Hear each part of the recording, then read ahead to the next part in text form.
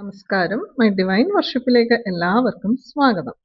ഇന്നത്തെ വീഡിയോയിൽ പറയുന്നത് നാളെ ജൂലൈ 2-ാം തീയതി വ്യാഴാഴ്ച വരുന്ന അഭിജിത്ത് നക്ഷത്രത്തെക്കുറിച്ചും ജൂലൈ 3-ാം തീയതി വെള്ളിയാഴ്ച വരുന്ന സങ്കടഹര ചതുർത്ഥിയെക്കുറിച്ചുമാണ്.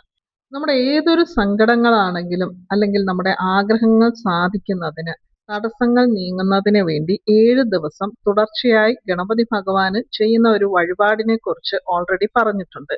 ആ ഒരു വീഡിയോ നമ്മുടെ പുതിയ ചാനലായ ഡിവൈൻ വർഷിപ്പ് ബൈ ലക്ഷ്മിയിൽ അപ്ലോഡ് ചെയ്തിട്ടുണ്ട്. ആ ഒരു വീഡിയോ ഒരുപാട് പേർ ചോദിച്ചിട്ടുണ്ടായിരുന്നു. അത് കാണണമെന്നുണ്ടെങ്കിൽ അതിന്റെ ലിങ്ക് ഞാനിവിടെ കൊടുത്തേക്കാം. അഭിജിത്ത് നക്ഷത്രം എന്ന് പറയുന്നത് എല്ലാവർക്കും തന്നെ അറിയാവുന്ന കാര്യമാണ്. ഈ ഒരു സമയത്ത് ഏതൊരു കാര്യവും നമുക്ക് തുടങ്ങുന്നതിന് വളരെ ഓസ്പീഷ്യസ് ആയിട്ടുള്ള ഒരു സമയമാണ്. വിജയം നൽകുന്ന ഒരു സമയം എന്ന് വേണമെങ്കിലും പറയാവുന്നതാണ്.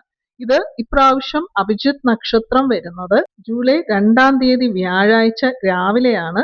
9:16 മുതൽ 9:40 വരെയുള്ള സമയമാണ്. ഈ ഒരു സമയത്ത് അഭിജിത്ത് സ്തുതി ചൊല്ലുക.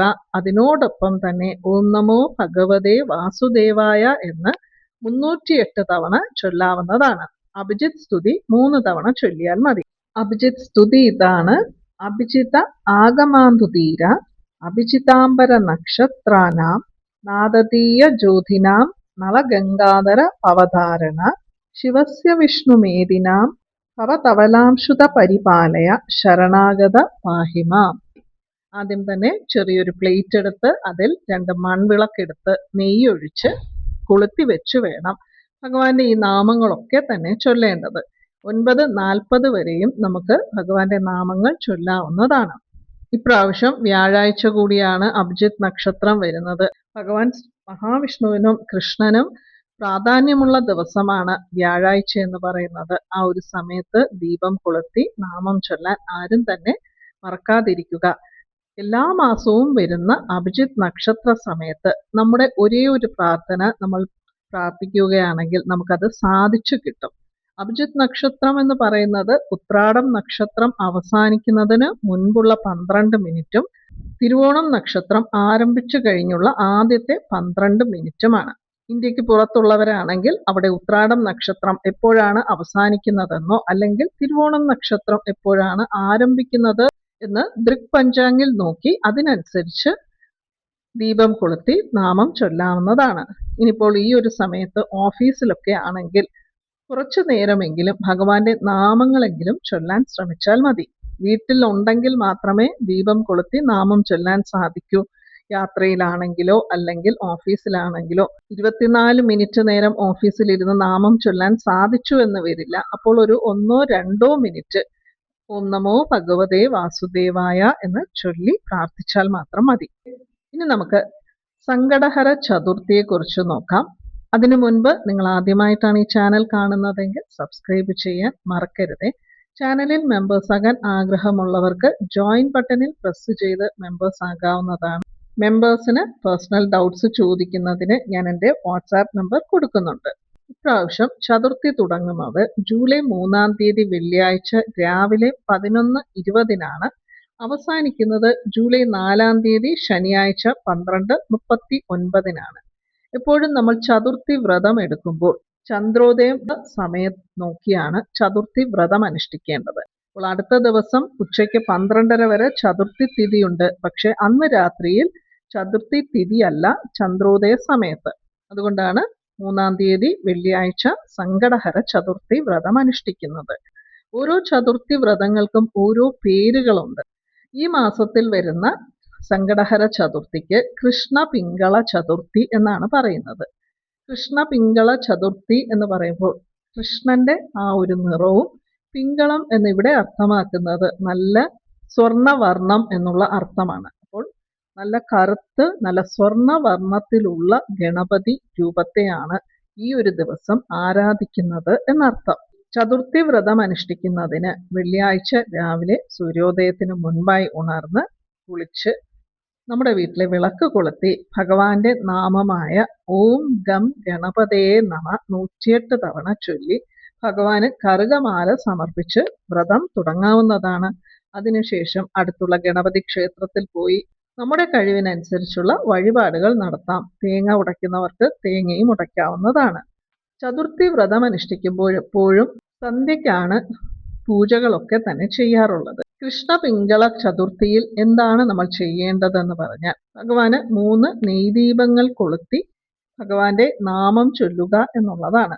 3 നെയ്ദീപങ്ങൾ എന്ന് പറയുമ്പോൾ 3 മൺവിളക്കെടുത്ത് അതിൽ നെയ്യ് ഒഴിച്ച് സാധാരണ തിരിയും അതിനോടൊപ്പം വെള്ളരിക്കിന്റെ തിരി നിങ്ങൾക്ക് കിട്ടും എന്നുണ്ടെങ്കിൽ അതുകൂടി ജോയിൻ ചെയ്ത് തിരി ഇടാവുന്നതാണ്. വെള്ളരിക്കിന്റെ തിരി കിട്ടില്ല എന്നുണ്ടെങ്കിൽ സാധാരണ തിരി ഇട്ടാൽ മതി. ആ 3 ചിരാതിന്റെ അടിയിലും വെള്ളരിക്കിന്റെ ഇല കിട്ടുമെന്നുണ്ടെങ്കിൽ വെള്ളരിക്കിന്റെ ഇല വെക്കാം, അല്ലെങ്കിൽ ആലിലയോ വെറ്റിലയോ വെക്കാവുന്നതാണ്. ഈ 3 ഇലകൾ വെക്കുന്നതാണ് കൂടുതൽ നല്ലത്. ഈ 3 ഇലകളും കിട്ടില്ല എന്നുണ്ടെങ്കിൽ ചെറിയ പ്ലേറ്റോ വാഴയിലയോ വെച്ച് 3 ദീപങ്ങൾ കൊളുത്താം. ഈ 3 ദീപങ്ങളും കിഴക്കോട്ട് നോക്കി വേണം കൊളുത്തി വെക്കേണ്ടത്. 3 ദീപത്തിലും ഒരേ ഒരു നുള്ള് പച്ചക്കർപ്പൂരം വീതം ചേർക്കണം. പച്ചക്കർപ്പൂരം എന്ന് പറയുമ്പോൾ നമുക്ക് പോസിറ്റിവിറ്റി, ധനവരവ് ഒക്കെ നൽകുന്നതാണ്. ദീപം കൊളുത്തിയതിന് ശേഷം നാമം ചൊല്ലണം. 3 ഏലക്ക എടുക്കുക. അത് നമ്മുടെ കയ്യിൽ അടച്ചു പിടിച്ചുകൊണ്ട് 108 തവണ ഓം ഗം ഗണപതേ നമ എന്നുള്ള നാമം തന്നെയാണ് ചൊല്ലേണ്ടത്. 108 തവണ ഓം ഗം ഗണപതേ നമ എന്ന് ചൊല്ലിയതിന് ശേഷം 108 തവണ ശ്രീം കൂടി ചൊല്ലിയിട്ട് അതൊരു പേപ്പറിൽ പൊതിഞ്ഞ് ആ 3 ഏലക്കയും നമ്മുടെ പേഴ്സിനുള്ളിൽ വെക്കാവുന്നതാണ്. നമ്മൾ ഡെയിലി ഉപയോഗിക്കുന്ന പേഴ്സിലാണ് വെക്കേണ്ടത്. 1 മാസം കഴിയുമ്പോൾ നമുക്കതെടുത്ത് ആരും ചവിട്ടാത്തിടത്ത് കളയാവുന്നതാണ്. ഇത് നമുക്കെപ്പോഴും ധനവരവുണ്ടാകുന്നതിന് വേണ്ടിയാണ്. പ്രാവശ്യം വെള്ളിയാഴ്ച കൂടിയാണ്. അതുകൊണ്ടാണ് നമ്മൾ ഗണപതി ഭഗവാന്റെയും മഹാലക്ഷ്മിയുടെയും നാമം ചൊല്ലി ആ ഏലക്ക പേഴ്സിൽ വെക്കുന്നത്. ഗണപതി ഭഗവാൻ ഭക്ഷണപ്രിയനാണ്. അതുകൊണ്ട് തന്നെ ഈ പൂജകളൊക്കെ ചെയ്യുമ്പോൾ ഭഗവാന് പഴം, അവൽ, ശർക്കര, നമ്മുടെ വീട്ടിൽ എന്തൊക്കെയുണ്ട് അതൊക്കെ തന്നെ ഭഗവാന്റെ മുന്നിൽ വെക്കാവുന്നതാണ്. മോദകം, ഉണ്ണിയപ്പം ഒക്കെ ഉണ്ടാക്കാൻ അറിയാവുന്നവർക്ക് അതൊക്കെ ഉണ്ടാക്കി വെക്കാം. അതൊക്കെ അവരവരുടെ സാഹചര്യത്തിനനുസരിച്ച് ചെയ്താൽ മതി. അതൊന്നും സാധിക്കില്ല എന്നുണ്ടെങ്കിൽ ക്ഷേത്രത്തിൽ ഒരു പടല പഴം വാങ്ങി അവിടെ സമർപ്പിച്ചാൽ മതി, അല്ലെങ്കിൽ ഒരു തേങ്ങ വാങ്ങി ഭഗവാന് സമർപ്പിക്കാവുന്നതാണ്. നിങ്ങൾക്ക് എന്താണോ ചെയ്യാൻ സാധിക്കുന്നത് അത് ചെയ്യാം. കാരണം ചിലരുടെ വീട്ടിൽ നിവേദ്യമൊന്നും വെക്കാൻ സമ്മതിക്കില്ല. അങ്ങനെയുള്ളപ്പോൾ ക്ഷേത്രത്തിൽ സമർപ്പിച്ചാൽ മതി. നിവേദ്യം വെക്കാൻ സാധിക്കും എന്നുണ്ടെങ്കിൽ നിവേദ്യം വെക്കുക. ഗണപതി ഭഗവാന് നമ്മൾ എപ്പോഴും ഭക്ഷണം നൽകിക്കൊണ്ടിരിക്കുകയാണെങ്കിൽ നമുക്ക് നമ്മുടെ ജീവിതകാലത്ത് ഒരിക്കലും ഭക്ഷണത്തിന് മുട്ടുണ്ടാകുകയില്ല എന്നാണ്. അതുകൊണ്ട് ചെയ്യാൻ സാധിക്കുന്നവർ തീർച്ചയായും ചെയ്യാൻ ശ്രമിക്കുക. അത് ചതുർത്ഥി തിഥി എന്നൊന്നും നോക്കേണ്ട ആവശ്യമില്ല. ഭഗവാന് നമ്മൾ ഉണ്ണിയപ്പം ഉണ്ടാക്കുമ്പോൾ അതിൽ നിന്ന് കുറച്ച് ഉണ്ണിയപ്പം ആദ്യം തന്നെ ഉണ്ടാക്കുന്ന ഉണ്ണിയപ്പം ഒരു 2 എണ്ണം എടുത്ത് വെക്കാം. അതുപോലെ ഏതൊരു മധുര പലഹാരമാണ് മോദകം ഉണ്ടാക്കുമ്പോഴും ചെയ്യാവുന്നതാണ്. വീട്ടിൽ പഴമുണ്ടെങ്കിൽ 2 പഴം വെക്കാവുന്നതാണ്. എല്ലാ ദിവസവും വെച്ചില്ല എന്നുണ്ടെങ്കിലും പ്രോബ്ലം ഒന്നുമില്ല. നമുക്ക് നമ്മുടെ കയ്യിൽ ഉള്ള ദിവസങ്ങളിൽ വെക്കാവുന്നതാണ്. അങ്ങനെ വെക്കുമ്പോൾ വിളക്ക് കൊളുത്തണം അങ്ങനെ ഒന്നുമില്ല. ഭഗവാന് വെക്കുക.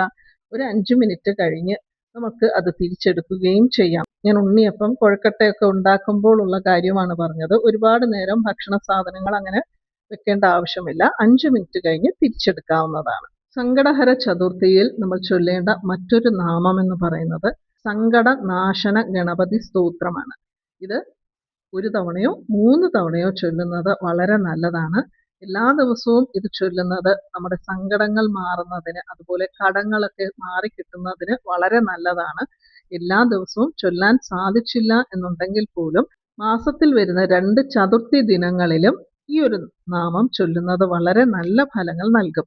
സങ്കടഹര ചതുർത്ഥി വ്രതം അനുഷ്ഠിക്കുമ്പോൾ രാവിലെ മുതൽ രാത്രി വരെ ഭക്ഷണമൊന്നും കഴിക്കാതെ നിൽക്കാമെന്നുണ്ടെങ്കിൽ അങ്ങനെ നിൽക്കാം. ചതുർത്ഥി വ്രതം അനുഷ്ഠിക്കുമ്പോൾ വ്രതം അവസാനിക്കുന്നത് വരെയും അരിയാഹാരം കഴിക്കാറില്ല. ഫ്രൂട്ട്സ് ആണ് കഴിക്കാറുള്ളത്. ഉച്ചയ്ക്ക് 2 പഴം ഒക്കെ കഴിക്കാം. രാത്രിയിൽ ചന്ദ്രനെ കണ്ട് പ്രാർത്ഥിച്ചതിന് ശേഷമാണ് ഗണപതി ഭഗവാനെയും പ്രാർത്ഥിച്ചിട്ട് ഭഗവാന് നമ്മൾ വെക്കുന്ന മോദകം, ഉണ്ണിയപ്പം, കൊഴക്കട്ട അങ്ങനെയുള്ള കാര്യങ്ങളൊക്കെ നമുക്കും കഴിക്കാവുന്നതാണ്. രാവിലെ മുതൽ രാത്രി വരെയാണ് സങ്കടഹര ചതുർത്ഥി വ്രതം അനുഷ്ഠിക്കേണ്ടത്. സങ്കടഹര ചതുർത്ഥി വ്രതം അനുഷ്ഠിക്കുമ്പോൾ എപ്പോഴും പൂർണ്ണചന്ദ്രനെ കണ്ട് പ്രാർത്ഥിക്കണമെന്നാണ്.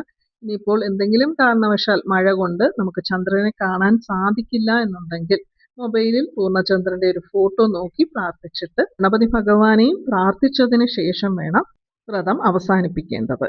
എല്ലാവർക്കും ഈ വീഡിയോ ഇഷ്ടപ്പെട്ടു എന്ന് വിശ്വസിക്കുന്നു. വീണ്ടും മറ്റൊരു വീഡിയോയുമായി കാണാം. നന്ദി, നമസ്കാരം.